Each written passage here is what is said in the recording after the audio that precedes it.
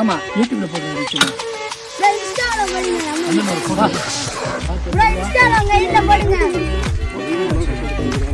எங்கடா பிரேக் கம்மியா இருக்காடா.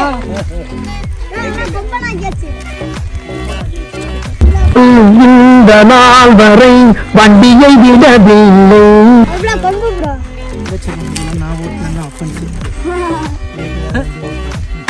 இதுக்கும் கேஸ் போட போறாங்க. நீங்களே அப்படின்னு சொல்ல போறாங்க. நாங்க இருக்கோம் பெயில் அடிக்கிறது. நோ பட்டமாவே